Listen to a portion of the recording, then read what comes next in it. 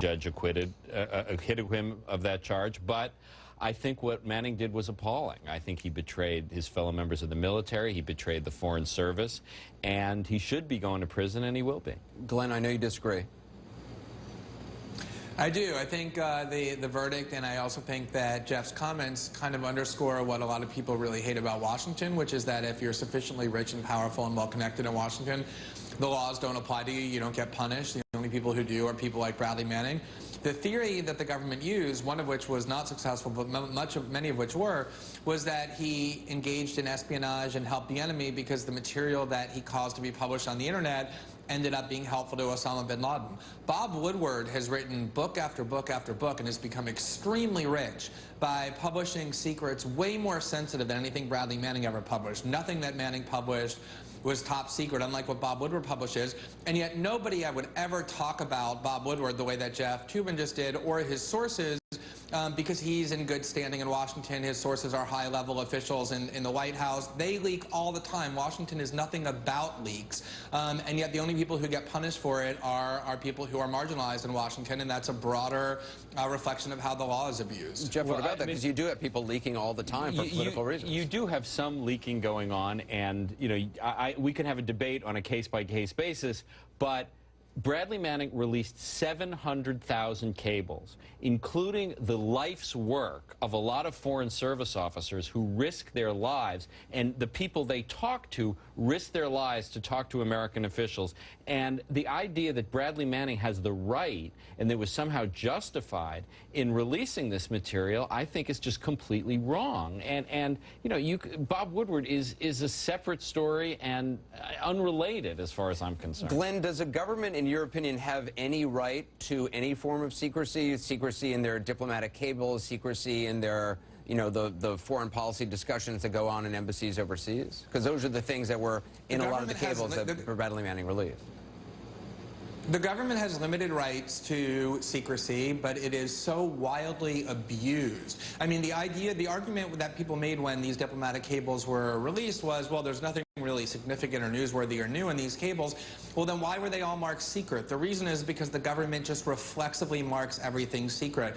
And the thing that I find most bizarre is that anybody who would go into the field of journalism or call themselves a journalist, who would call for the prosecution and imprisonment for decades of a source like Bradley Manning, who, as I said, didn't publish anything top secret the way that most sources for large media outlets in America do all the time, it's baffling. What Bradley Manning did is the job of journalists, which is to bring transparency to what the government is doing. And even the Pentagon admits that its early claims about how he has blood on his hands and there was all this damage was wildly overstated. He released very low-level secrets that inform the world about the U.S. government and harm nobody. But it's not up to Bradley Manning to make the decision to disclose this. I mean, these are people who, the people who wrote those cables have devoted their lives to trying to make the world a better place, particularly Foreign Service officers. You know, maybe you disagree about that, Glenn, but I admire the Foreign Service a great deal, and, you know, I trust their judgment about what's a secret a lot more than I do Bradley Manning's. Right, and look, Jeff, you can make that argument in every leak case. I mean, people back in the 1960s said Daniel Ellsberg was a traitor. Who is Daniel Ellsberg to decide what should be leaked to the American public? I trust U.S. generals way more than some Daniel Ellsberg who I never voted for, and yet what Daniel Ellsberg did was expose systematic lies on the part of the U.S. government. In the Bush years, people said whoever told Dana Priest at the Washington Post that the Bush administration had secret CIA prisons, or whoever told the New York Times that the Bush administration was spying without warrants, what right did they have to disclose secrets?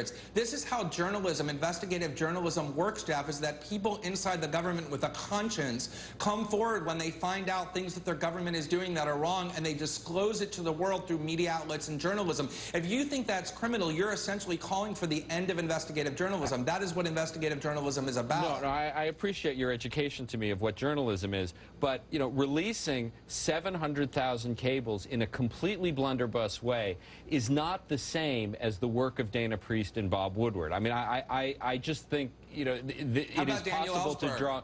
Well, Daniel Ellsberg also wrote the Pentagon Papers. He disclosed what he wrote, which is very different than Bradley Manning disclosing hundreds of thousands of cables they didn't even read, much less write. But Glenn, you know, you don't know that he didn't read them. Jeff, Glenn makes an interesting point, and it is an accurate point, that when this was all revealed, you had politicians up and down saying he has blood on his hands. You had people in the Obama administration saying this is causing cataclysmic damage, long-term damage to national security. And then later on, in testimony, secret testimony that was revealed in Reuters and other news outlets, they basically all kind of said, you know what, it was embarrassing, but it really didn't really amount to much. I have no doubt that the government officials here overstated the amount of danger. But that doesn't mean there was no danger. And that doesn't mean that we don't know fully what the danger was, including the risk to the fact that many people may not talk to government officials anymore as a result of these kind of disclosures. Jeff, what legal precedent do you think this sets, if any, for Edward Snowden? A big one. I mean, I think Snowden will be confirmed in his desire to stay out of the United States, because I think their situations are very parallel in terms of the amount of disclosure that went on, and I think he's likely to face exactly this kind of prosecution and exactly this kind of result and sentence. And Jeff, what do you make the way that Bradley Manning was treated, the way he was held, the conditions under which he was held early on? That, as far as I am aware, was an appalling it was too much done. It was in inappropriately harsh conditions, but that doesn't justify the underlying behavior that led to the case either. Glenn, you posted on Twitter today, quote, you said, "So weird how most people who claim I'd respect Snowden's acts if he hadn't fled don't apply that to Bradley Manning." Explain what you mean. Well, I mean, it is interesting. So many people love to start off the sentence by saying, of course we need more transparency, and that they always somehow find a way to attack whistleblowers. So people say, oh, if Snowden hadn't fled, I would respect him, and yet Bradley Manning didn't flee, and yet most of the people attacking Snowden attack Bradley Manning. Or look what Jeff said earlier. Well, Manning is wrong because he didn't read all the documents that he leaked. I can assure you with 100% certainty that every single document that Edward Snowden turned over to us, he very carefully read before he gave them to us, because they're all in incredibly detailed file systems, and every single document is filed according to topic. So if what Jeff is saying is true, which is my problem with Bradley Manning, is that he didn't read all the documents, unlike Daniel Ellsberg, he should be praising Edward Snowden, and yet he isn't. He's been a harsh critic of Snowden. It seems like people always contrive excuses to attack anybody who brings transparency to the government, unless they're powerful officials in Washington, in which case it's okay. I'm not talking about powerful officials. I'm talking about Foreign Service officers who are on the street in every capital in the world and small cities around the world, trying to gather information, report it to their superiors. The idea that Bradley Manning is the only one, or Edward Snowden is the only one who has a conscience and who is decent and has the right to disclose the work of all these people is just palpably absurd to me, Glenn. Glenn Greenwald, good to have you on. Jeff Toobin as well. Thank you.